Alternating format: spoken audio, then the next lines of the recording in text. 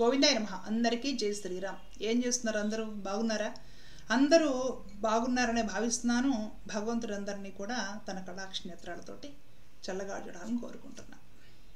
అయితే నాకు ఈ మధ్య ఒక ఫోన్ కాల్ వచ్చింది. ఈ తుఫాను వాతావరణం ఉండి దక్షిణాంధ్ర అంతా కూడా, చిత్తూరు, చెన్నై, నెల్లూరు, తిరుపతి అంతా కూడా, నేను ఈ మధ్య వీడియోస్ చేయలేదు కదా, కాస్త ఖాళీగా ఉన్నా. మన వాళ్ళే కొందరితోటి మాట్లాడటం జరిగింది.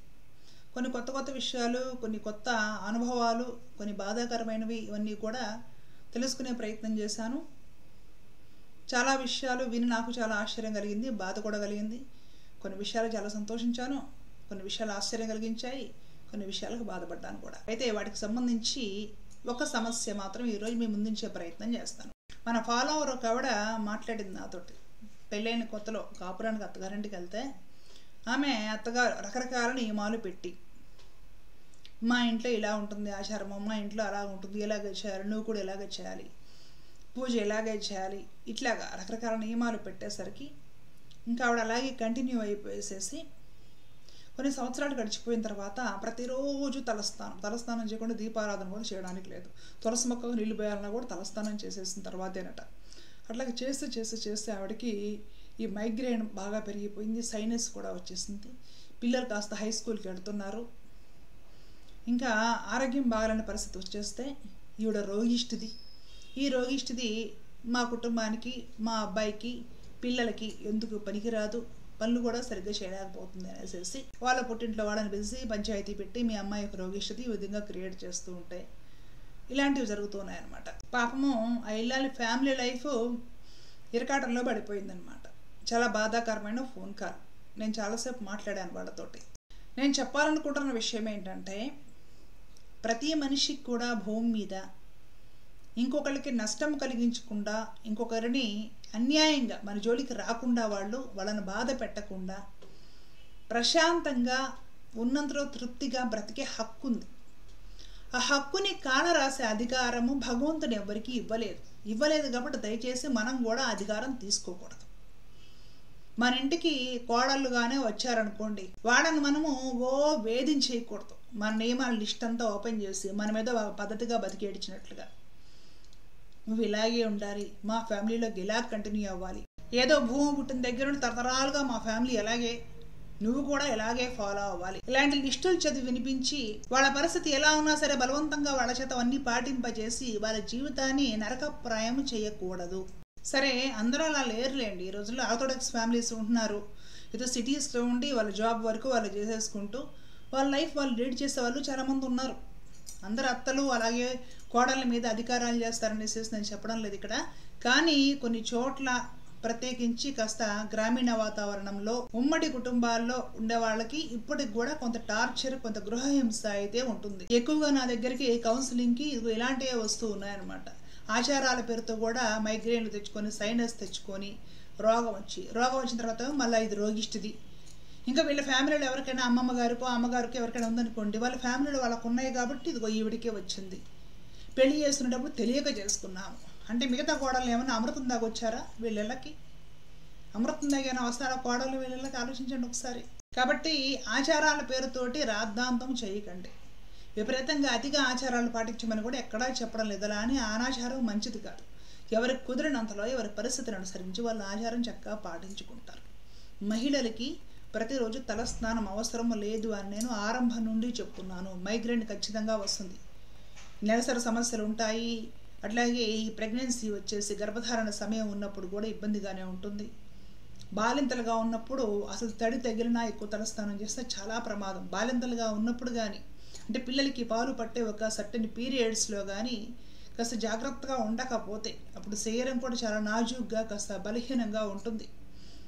ఆ రోగం జీవితం మొత్తం పోదు, ట్రీట్మెంట్లు చేపించినా పోదు. అలాగే గర్భధారణ సమయంలో ముఖ్యంగా కాస్త పిల్లలు పుట్టేసి వరుస కాన్పులై బాలింతలుగా ఉన్న టైంలో వీక్గా ఉండి, తిండి తినక, నిద్రలేమి, రక్తహీనత ఉండి, హిస్టీరియా, పిచ్చి వచ్చిన వాళ్ళు కూడా ఉన్నారు. ఇలాంటి ఇబ్బందులు, సమస్యలు ఉంటాయి. మహిళలు గర్భధారణ చేస్తారు, పిల్లలకి పాలిచ్చి పెంచుతారు. కొన్ని సంవత్సరాలు 2 ఏళ్ల పాటైనా సరే బాలింతలుగా ఉంటారు, పిల్లల్ని పెంచుతారు పాలిచ్చి.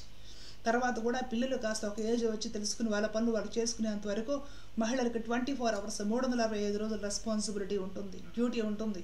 ఆదివారాలు సెలవులు ఏం ఉండవు. తల్లులకు సెలవులు ఉంటాయా పిల్లల్ని పెంచడానికి?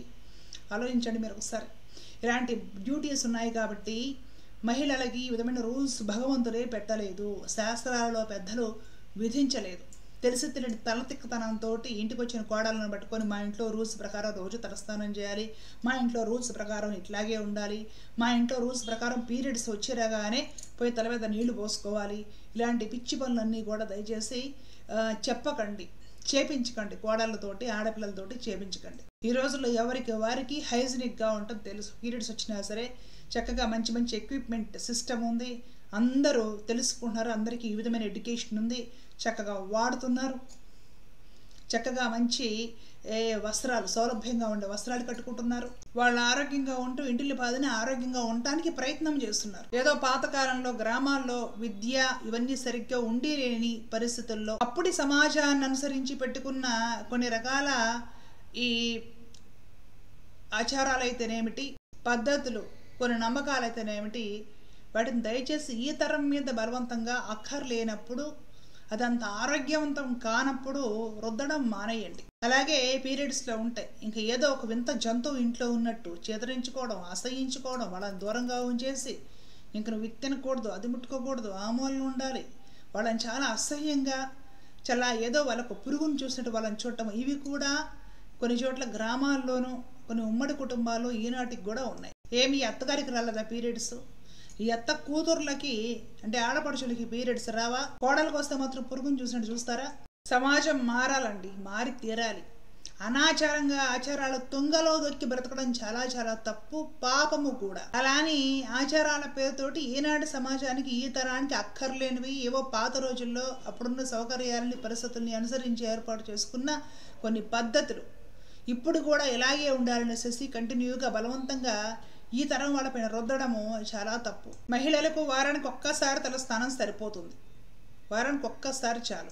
అలాగే నెలసరి ఋతుక్రమం పీరియడ్స్ కంప్లీట్ అయిపోయిన తర్వాత తలస్నానం చేస్తే సరిపోతుంది. పీరియడ్స్ వచ్చి రాగానే గబగబా పోయి తల మీద నీళ్లు పోసేసుకోవడము, ప్రతి పూట ఆ పీరియడ్స్ తల మీద నీళ్లు పోసేసుకోవడము, ఆ తర్వాత కూడా పూజ చేయాలని, ఆ తులసి కోటలో నీరు పోయాలని, ప్రతిదానికి తలస్నానం చేసేసేయడము, ప్రతిరోజు తలస్నానము, దంపతులు కలిస్తే వెంటనే మహిళల తలస్నానము, ఇట్లాగా తలస్నానాలను చేసి కానీ మహిళలు నివేదించిన ఆ విధమైన పద్ధతులు, లేదంటే పాపం తగులుతుంది, దరిద్రం పడుతుంది, ఇలాంటి కానీ ప్రచారాలు చేసిన మహిళలు రోగాలు వచ్చి మంచాన పడుతున్నారు.